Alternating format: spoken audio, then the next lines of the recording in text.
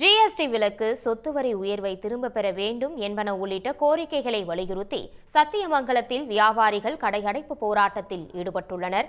இத்தொடர்பான முழு விவரங்களை எமது செய்தியாளர் சரவணன் வழங்க கேட்கலாம். சரவணன், இத்தொடர்பான முழு விவரம்.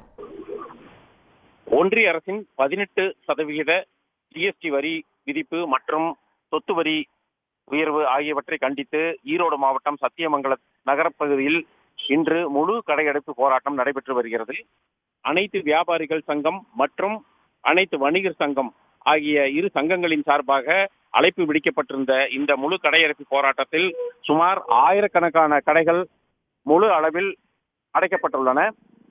தமிழக அரசு சொத்துக்கள் மீதான 6% வரி உயர்வு, வணிக உரிமை கட்டணம் மற்றும் தொழில் வரிகள் போன்றவற்றின் உயர்வை திரும்ப பெற வலியுறுத்தியும், தமிழக வணிகர்கள் மீது ஒன்றிய அரசு திணிக்கும் நியாயமற்ற ஜிஎஸ்டி வரி விதிப்புகளை திரும்ப பெற வலியுறுத்தியும், சோதனை என்கின்ற பெயரில் பல்வேறு துறைகள் சார்ந்த அதிகாரிகள் வணிகர்களிடம் அநியாயமான அபராத கட்டணங்கள் வசூல் செய்வதை தடுத்து நிறுத்த வேண்டும் என கோரியும், விவசாய உணவுப் பொருட்களுக்கு ஜிஎஸ்டி வரி விதிப்பை உடனே நீக்கம் செய்ய வேண்டும், அத்தியாவசிய பொருட்களுக்கு 5%, ஆடம்பர பொருட்களுக்கும் 10% என 2 விகிதத்தில் மட்டுமே வரி விதிப்பு இருக்க வேண்டும், ஜியோ, டிமார்ட் போன்ற கார்ப்பரேட் நிறுவனங்களை உணவுப் பொருட்கள் விற்பனையில் இறக்குவதை உடனடியாக தடுத்து நிறுத்த வேண்டும், வாடகை கட்டடங்களுக்கான ஜிஎஸ்டி விலக்கு அளிக்க வேண்டும் உள்ளிட்ட பல கோரிக்கைகளை வலியுறுத்தி இன்று சத்தியமங்கலத்தில் இந்த கடையடைப்பு போராட்டம் நடைபெற்று வருகின்றது.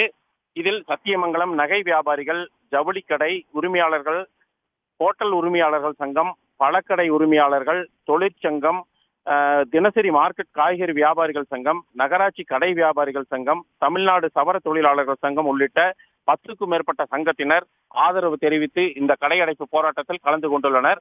95%க்கும் மேலான கடைகள் முழு அளவில் அடைக்கப்பட்டுள்ளதால் இயல்பு வாழ்க்கை பாதிக்கப்பட்டுள்ளது.